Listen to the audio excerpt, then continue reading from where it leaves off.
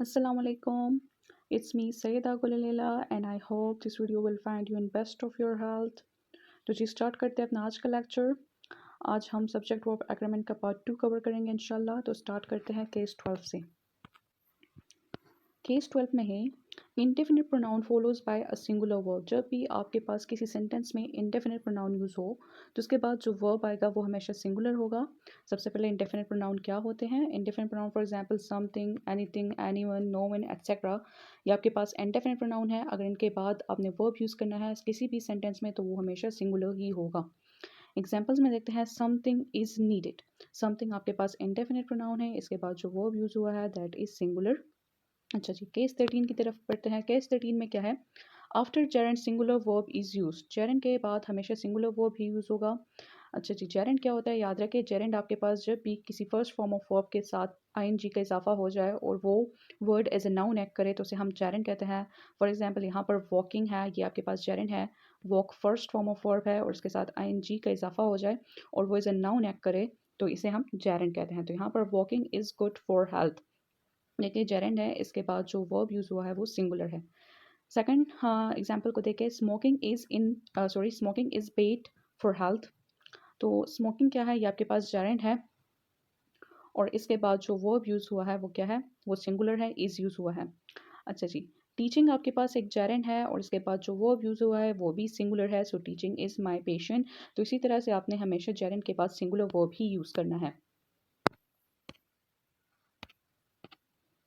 अच्छा जी, केस 14 की तरफ पढ़ते हैं। केस 14 में क्या है? If a mathematical number is use before money, time, distance, volume, weight, measurements etcetera then singular verb will use. जब भी आपके पास किसी डिस्टेंस, मनी या टाइम से पहले कोई भी मैथमेटिकल नंबर आ जाए तो फिर आपने क्या करना है? सिंगुलर वर्ब यूज़ करना है।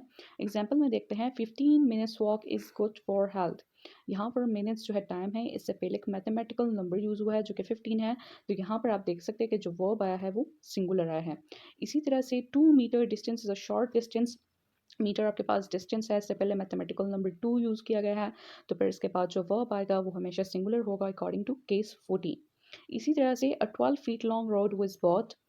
यहाँ पर फीट मेजरमेंट को शो कर रहा है और यहाँ पर इससे पहले आप देख सकते हैं एक मैथमेटिकल नंबर यूज़ किया गया है तो फिर आप जो भी वर्ब पुट करेंगे वो सिंगुलर होगा। जी, केस 15 की तरफ पढ़ते हैं। केस 15 में है after infinitive singular verb is used. Infinitive के बाद हमेशा सिंगुलर वर्ब ही यूज़ होगा। इन्फिनेटिव क्या होती है? जब भी आपके पास फर्स्ट फॉर्म ऑफ वर्ब के साथ टू की एडिशन हो जाए तो वो इन्फिनेटिव कहलाती है। फॉर एग्जांपल यहाँ पर listen first form of verb है और इसके साथ आपने टू लगाया है तो ये इन्फिनेटिव बन गया और इन्फिनेटिव के बाद हमेशा जो है वो सिंगुलर वर्ब आता है। तो यहाँ पर आप देख सकते हैं टू लिसन इम्प्रूव्स और अंडरस्टैंडिंग। इम्प्रूव्स क्या है? ये एक सिंगुलर मेन वर्ब है। यहाँ पर एक मेन वर्ब आपके पास तब सिंगुलर बनती है जब उसके साथ एस या ई एस की एडिशन हो जाए। तो यहाँ पर इम्प्रूव एक मेन वर्ब तो उसके साथ एस की एडिशन हो गई, एक सिंगुलर वर्ब बन गया है। और इस तरह से इन्फिनेटिव के बाद जो है according to case improves singular verb use हुआ है। अच्छा जी, आगे बढ़ते हैं।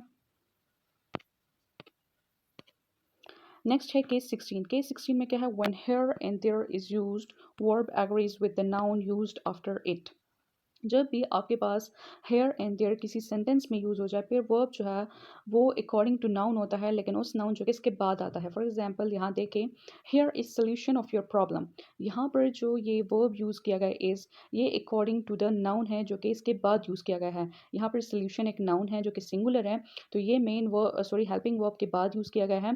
तो ये सोल्यूशन एक नाउन है जो कि सिंगुलर है तो यहाँ पर जो वर्ब होगा वो भी सिंगुलर होगा। तो यहाँ पर आपने हेयर के बाद सिंगुलर वर्ब पुट किया है जो अकॉर्डिंग टू नाउन है जो कि वर्ब के बाद आया है। इसी तरह से here are solutions of your problems. यहाँ पर सॉल्यूशंस प्लूरल है तो यहाँ पे हेयर के बाद जो वर्ब होगा वो भी प्लूरल होगा। इसी तरह से they are players outside. Players एक नाउन है जो कि प्लूरल है तो इससे पहले और देयर के बाद जो वर्ब आएगा वो भी प्लूरल ही होगा। केस 17 की तरफ बढ़ते हैं। केस 17 में है cardinal number for example 1 2 etcetera follows by plural noun except one and singular verb.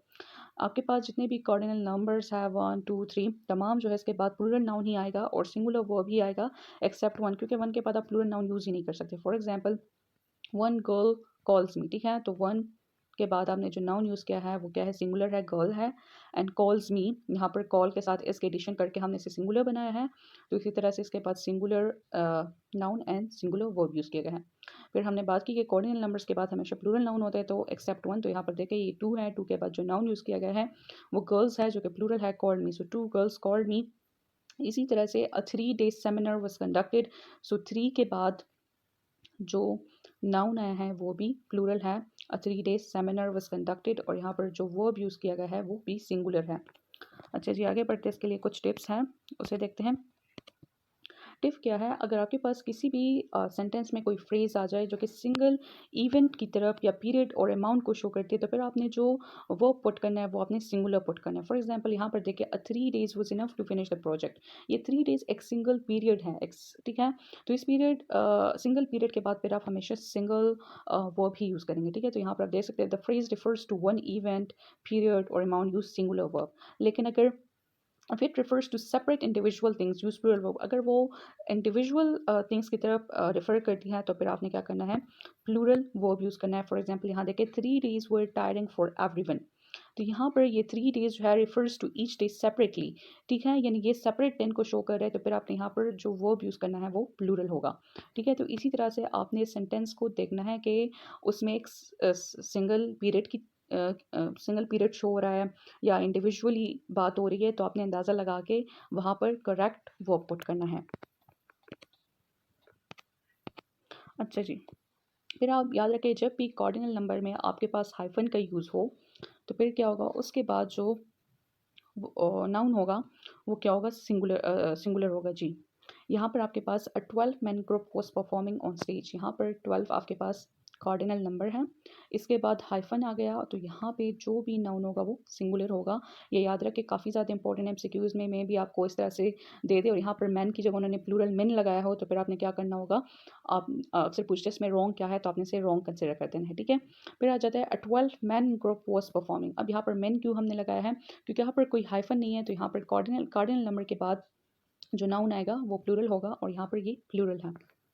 अच्छा जी, केस 18 की तरफ बढ़ते हैं। केस 18 में क्या है कि जब भी ऑर्डिनल नंबर यूज़ हो किसी सेंटेंस में, जैसे फर्स्ट, सेकंड, थर्ड एक्सेट्रा, तो फिर उसके बाद हमेशा singular verb and singular noun he use होगा। आप देख सकते हैं एग्जांपल में देखें, the first student was stop, ठीक है, द फर्स्ट स्टूडेंट। तो ये फर्स्ट आपके पास एक ऑर्डिनल नंबर है, इसके बाद नाउन है स्टूडेंट, वो सिंगुलर है, और यहाँ पर नाउन वर्ब भी जो यूज़ हुआ है वो भी सिंगुलर है। इसी तरह से the 10th chapter is important, ठीक है। तो 10th आपके पास एक ऑर्डिनल नंबर है, इसके बाद चैप्टर एक नाउन है जो कि सिंगुलर है, और यहाँ पर जो वर्ब यूज़ किया गया है वो भी सिंगुलर है। The 21st century is the century of science जी। तो यहाँ पर देखें, 21st आपके पास एक ऑर्डिनल नंबर है, इसके बाद जो सेंचुरी आया है वो भी सिंगुलर है, एक नाउन है, और इज़ जो है वो वर्ब है, वो भी सिंगुलर है अकॉर्डिंग टू रूल। अच्छा जी, आगे बढ़ते हैं। अच्छा जी, केस 19 में है, when collective noun act is a single unit or group then it follows by singular verb. अच्छा जी, जब आपके पास कलेक्टिव नाउन किसी भी सेंटेंस में आ जाए और वो एज ए सिंगल यूनिट या ग्रुप एक्ट करे, तो फिर आपने हमेशा सिंगुलर वर्ब ही यूज़ करना है। For example, the family is planning to go on vacations. यहाँ पर फैमिली क्या है, ये कलेक्टिव नाउन है, और ये यहाँ पर as a single group act कर रही है, तो उसके बाद जो वर्ब आएगा वो हमेशा सिंगुलर होगा, तो ये ठीक है। इसी तरह से the team is practicing for the match. Team एक सिंगल यूनिट है, तो इसके बाद जो वर्ब आएगा वो भी सिंगुलर ही है, तो यहाँ पर आपने क्या पुट किया है, the team is practicing for the match. अच्छा जी, थर्ड एग्जाम्पल को देखिए, काफ़ी इंपॉर्टेंट है। The jury are divided in their opinion. अब यहाँ पर जूरी आपके पास क्या है, ये ग्रुप ऑफ जजेस को कहते हैं। तो यहाँ पर इसके बाद हमने सिंगुलर वर्ब पुट नहीं किया बल्कि प्लूरल वर्ब पुट किया, क्योंकि यहाँ पर जूरी जो है ये सिंगल यूनिट की या सिंगल ग्रुप के तौर पर एक्ट नहीं कर रही, बल्कि इस ग्रुप के अंदर जो इंडिविजुअल्स हैं उनकी बात हो रही है, तो इस वजह से हमने यहाँ पर जो वर्ब पुट किया है वो प्लूरल वर्ब पुट किया है। अच्छा जी, उम्मीद करता हूँ आपको समझ आया होगा। आगे बढ़ते हैं,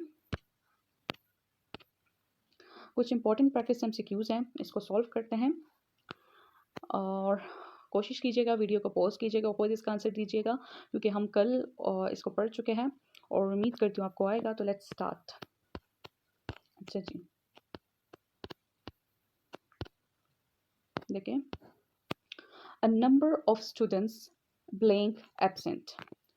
हमने कल ही ये केस पढ़ा है, जब भी आपके पास अ नंबर ऑफ किसी सेंटेंस के स्टार्ट में यूज़ हो जाए, तो फिर उसके बाद जो नाउन आएगा वो भी प्लूरल होगा और जो वर्ब यूज़ होगा वो भी प्लूरल होगा। तो यहाँ पर जो करेक्ट ऑप्शन आ रहा है दैट इज़ बी वर, क्योंकि वर एक प्लूरल वर्ब है, तो यहाँ पर वर अकॉर्डिंग टू रूल करेक्ट आ रहा है। इसी तरह से सेकंड एमसीक्यूज भी सॉल्व करते हैं। सेकंड एमसीक्यू है, each of the issues blank going to resolve. कल ही केस पढ़ा था कि जब भी आपके पास सेंटेंस में each, either, neither plus of plus the and plus noun आ जाए, तो नाउन हमेशा प्लूरल होगा और जो वर्ब होगा वो हमेशा सिंगुलर होगा। तो यहाँ पर जो करेक्ट वर्ब है वो सिंगुलर है, is each of the issues is going to resolve. अच्छा जी, वॉज भी टीक आ सकता है। अगर हम पास्ट की बात करें तो यहाँ पर दोनों टीक आ सकते हैं, डिपेंड करते हैं कि हम प्रेजेंट की बात करें या पास्ट की बात करें। मिस्टेक हो गई तो यहाँ पर उन्होंने फिर आपको एक ही दिया होगा इसमें से, ठीक है। अच्छा जी, थर्ड की बात करते हैं, neither of the dish is available for sale. जी, इसी तरह से एमसीक्यूज है, बस सिर्फ आपने यहाँ पर करेक्ट नाउन पुट करना है। तो हमने कल ही केस पढ़ा था कि जब भी आपके पास neither plus of plus the and यहाँ पर नाउन आएगा और उसके बाद वर्ब आएगा, तो नाउन हमेशा प्लूरल होगा और जो वर्ब होगा वो सिंगुलर होगा। तो यहाँ पर वर्ब पुट किया गया है वो तो सिंगुलर ही है, ठीक है। हमने जो नाउन पुट करना है वो according to rule correctly put करना है, तो वो आपके पास कार्स आता है जो अकॉर्डिंग टू रूल प्लूरल आएगा। अच्छा जी, आगे बढ़ते हैं।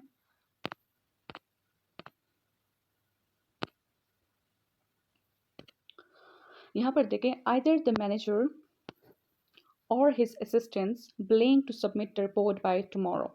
यहाँ पर आपने पेयर्ड कंजंक्शंस वाले रूल यूज़ करना है यहाँ पर, क्योंकि आइदर और पेयर्ड कंजंक्शंस हैं। और उस रूल में हमने पढ़ा था कि आपने जो भी वर्ब पुट करना है वो अकॉर्डिंग टू सेकंड नाउन होना चाहिए, और यहाँ पर सेकंड नाउन असिस्टेंट्स है और ये प्लूरल है, तो यहाँ पर जो वर्ब यूज़ होगा वो भी प्लूरल होगा। तो यहाँ पर हम हैव यूज़ करेंगे जो कि प्लूरल है। So either the manager or his assistants have to submit the report by tomorrow. अच्छा जी, केस 5 सॉरी एमसीक्यूज 5 की तरफ बढ़ते हैं। एमसीक्यूज 5 में है, each students as well as the teacher blank responsible for completing the assignment. अच्छा जी, ये केस भी हमने कल डिस्कस किया था। हमने पढ़ा था जब भी आपके पास is, will is, rather than, like is, ऐसे वर्ड्स आ जाए तो वो आपने हमेशा according to first noun put करना होगा। यहाँ पर स्टूडेंट जो है वो सिंगुलर है, तो यहाँ पर जो वर्ब आप पुट करेंगे वो भी सिंगुलर होगा। तो यहाँ पर अकॉर्डिंग टू रूल वर्स जो है वो करेक्ट आ रहा है, क्योंकि ये सिंगुलर है। अच्छा जी, है सिंगुलर है लेकिन ये ग्रामेटिकली रॉन्ग है। 6 की तरफ पढ़ते हैं। 6 एमसीक्यू में है, the quality of the products dish improved over time. अच्छा जी, ये केस भी हमने कल पढ़ा था कि जब भी आपके पास दो नाउन आ जाए और वो दो नाउन कनेक्टेड बाय प्रेपोजिशन हो ऑफ, तो फिर आपने जो वर्ब पुट करना है वो अकॉर्डिंग टू फर्स्ट नाउन होगा। यहाँ पर द क्वालिटी एक नाउन है और द प्रोडक्ट भी एक नाउन है, दोनों कनेक्टेड है बाय प्रेपोजिशन। तो यहाँ पर आप जो वर्ब पुट करेंगे वो अकॉर्डिंग टू फर्स्ट नाउन होगा। चलो, क्वालिटी सिंगुलर है और यहाँ पर आप सिंगुलर वर्ब यूज़ करेंगे, तो हेज इज़ करेक्ट। तो यही आज का हमारा लेक्चर था। सब्जेक्ट वर्ब एग्रीमेंट कंप्लीट हो गया और उम्मीद करती हूँ कि इंशाल्लाह से आपने बहुत कुछ सीखा होगा, और इसी से ही एमसीक्यूज़ आते हैं। ऑलमोस्ट मैंने जितने प्रैक्टिस टेस्ट दिए थे और एमडी केट में भी इसी से ही एमसीक्यूज़ आए थे, इससे आउट कुछ नहीं आता, बहुत ईजी है। एक दो बार रिवाइज़ करें इंशाल्लाह।